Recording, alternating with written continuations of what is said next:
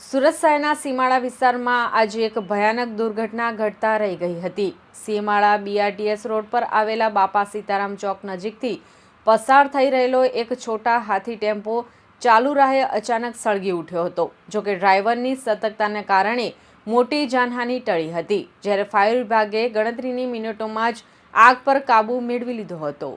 જોતજોતામાં આગે વિકરાળ સ્વરૂપ ધારણ કર્યું હતું। મળતી માહિતી મુજબ ટેમ્પો જ્યારે રોડ પર દોડી રહ્યો હતો ત્યારે અચાનક તેના આગળના બોનેટમાંથી ધુમાડા નીકળવા લાગ્યા હતા। પરિસ્થિતિ પારખી ગયેલા ડ્રાઈવરે તાત્કાલિક ટેમ્પો રસ્તાની વચ્ચે જ ઊભો રાખી દીધો હતો અને સમય સૂચકતા વાપરી નીચે ઉતરી ગયો હતો અને જોતજોતામાં આગે વિકરાળ સ્વરૂપ ધારણ કર્યું હતું અને આખો ટેમ્પો આગની લપેટમાં આવી ગયો હતો। આ ઘટનાને પગલે રોડ પર અફરાતફરીનો માહોલ સર્જાયો હતો। ટેમ્પાને સળગતો જોઈ આસપાસના લોકો અને અન્ય વાહન ચાલકો તાત્કાલિક મદદ માટે દોડી આવ્યા હતા। આગ બરાબર BRTS રેલિંગ પાસે લાગી હોવાથી સુરક્ષાના કારણોસર BRTS બસોને થંભાવી દેવામાં આવી હતી। મુખ્ય માર્ગ પર આગની ઘટનાને કારણે અડધા કલાક સુધી વાહન વ્યવહાર ખોરવાયો હતો અને વાહનોની લાંબી કતારો લાગી હતી।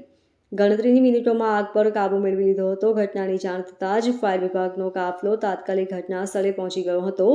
જવાનોએ પાણીનો મારો ચલાવી ગણતરીની મિનિટોમાં આગ પર કાબૂ મેળવ્યો હતો। આગ ઓલવાયા બાદ તંત્ર અને લોકોએ રાહતનો શ્વાસ લીધો હતો। જોકે આગ એટલી ભીષણ હતી કે ટેમ્પોનો આગળનો ભાગ બળીને સંપૂર્ણ ખાક થઈ ગયો હતો। હાલમાં આગ લાગવાનું ચોક્કસ કારણ જાણી શકાયું નથી, પરંતુ શોર્ટ સર્કિટના કારણે આગ લાગી હોવાનું પ્રાથમિક અનુમાન લગાવવામાં આવી રહ્યું છે। સદનસીબે આ ઘટનામાં કોઈ જાનહાનિ થઈ નથી। Bureau report LK star news, Surat.